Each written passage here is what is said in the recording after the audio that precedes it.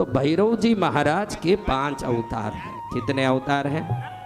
पहले अवतार के बारे में हमने देखा, वो महाभैरव अवतार अंधकासुर के वध के लिए वो अवतार हुआ।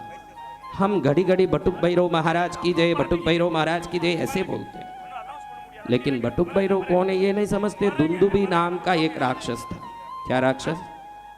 अपने बल से वो कितना भी कोशिश करे देवों को हरा नहीं पाया, तो उसने सोचा मेरा बेटा तो भी देवों को हराए।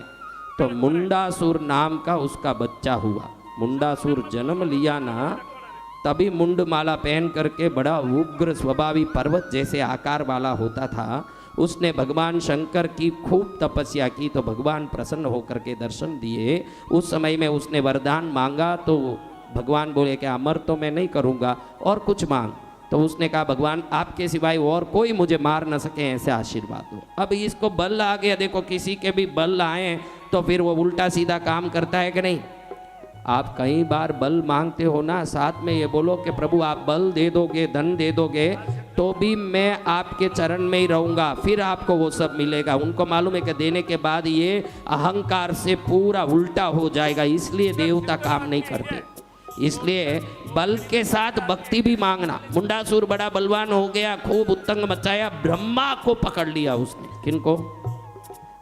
देवों को तो कैद कर दिया, इंद्रादि देवों को। ब्रह्मा घबरा गए, शिव के चरण में गए और बोले कि विष्णु से लेके सभी देवों को पकड़ रहा है मुंडासुर, अब हम क्या करें।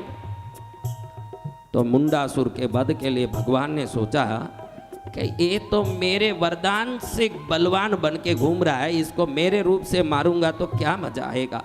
तो उन्होंने अपने शरीर से एक बालक रूप उत्पन्न किया। क्या रूप? वो बालक हाथ में कपाल माला, भस्म, त्रिनेत्रधारी, चंद्रचूड़ और अति सुंदर स्वरूप वाला बालक था। उसने हाथ जोड़ के पूछा प्रभु मुझे क्यों उत्पन्न किया। उन्होंने बोला तू मुंडासुर को तो वध करेगा, लेकिन इस धरती में जो भी तुझे याद करे उनकी तू रक्षा करेगा। आज से मेरा ये रूप को दुनिया बटुक भैरव के नाम से सेवा करके पूजा करेगी। किस नाम से? ऐसे बटुक भैरव की उत्पत्ति मुंडासुर के वध के लिए हुआ। भगवान शंकर का प्रतिरूप है ये। जो शंकर की पूजा नहीं करते उनको भैरव का सिद्धि तो मिल सकता है, लेकिन प्रत्यक्ष दर्शन नहीं हो सकता। कोई कहे कि मैं शंकर को नहीं मानूंगा, भैरव को मानूंगा, संभव नहीं कि शंकर पूजा बगैर भैरव सिद्धि मिले। इसलिए शंकर का ये रूप बटुक भैरव नाम से प्रसिद्ध हुआ।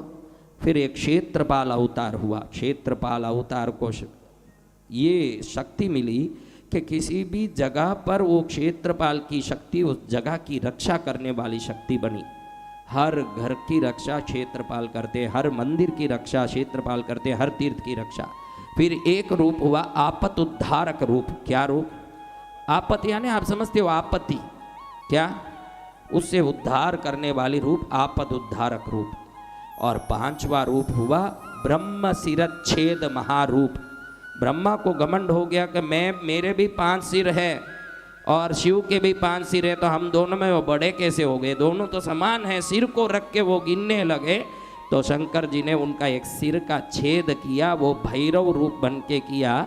यही काल भैरव काशी के हैं। और वो शिव ब्रह्मा का कपाल उनके हाथ में ही चिपक गया, ब्रह्म हत्या दोष लगा। फिर काशी की तपस्या से वो कपाल निकल गया और वहीं वो काल भैरव बन के बैठ गए, जिसको ब्रह्म शिरच्छेद अवतार कहते हैं। ऐसे भैरव के 5 अवतारों के बारे में भैरव पुराण में है।